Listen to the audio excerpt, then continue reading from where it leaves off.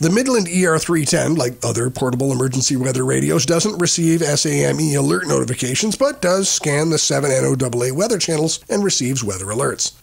A small red light to the left and above the operating buttons comes on for an hour after a weather notification comes in to prompt you to check the NOAA weather channels for the latest update. You have the option to set the radio to scan by channel or frequency. It comes with both day-to-day and emergency features, and it has an AM, FM, and NOAA weather radio stations, but while you can switch between the three, you can't preset the stations, so you'll return to the last one you were on in each mode. Compared to the older model Midland ER310, this radio is slightly bigger, but sturdier, as has an easier hand crank, longer battery duration, and additional battery capacity by containing an additional battery space for 6 AA batteries, in case you need an alternative to the proprietary Midland battery. The lithium-ion battery is fully rechargeable via a USB cable from the mains over about 6 hours. The battery can also be recharged using the solar panel, also taking up to 6 hours, though some reports suggest it'll do so faster than that, while others suggest it'll never get a full charge on the solar panel.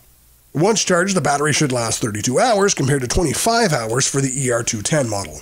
Hand cranks are useful for emergencies, and while sturdier than the ER310, this one is still somewhat loose and flimsy.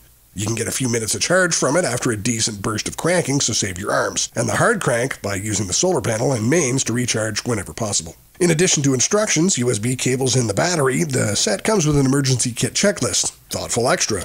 Seriously though, you might make sure you test and maintain the emergency radio if it is part of your camping and survival kits. Don't leave it plugged in all the time, but do set yourself a reminder to check, test, and recharge the battery every 1 to 3 months.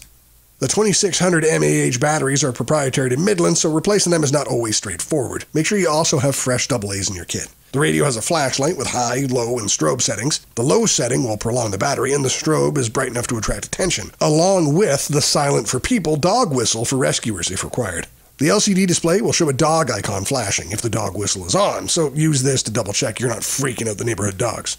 The display screen shows the time, which it alternates with the radio station playing. It has a battery life indicator and can be backlit. The LED display stays on and will drain the batteries over time unless you take them out.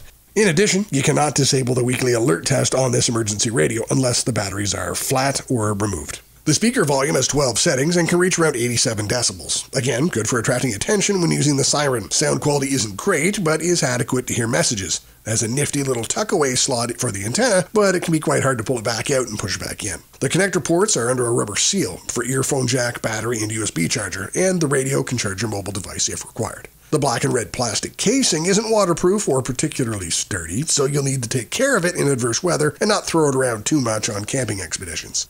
Overall, it's a pleasantly compact portable emergency weather radio with a comfortable grab handle and plenty of useful functions for day-to-day outdoors and in emergencies.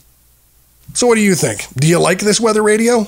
Check another video where we reviewed the 5 best weather radios and see if any of these options is better for you. Tell us in the comment section what you think, and don't forget to like and subscribe. Have an awesome day.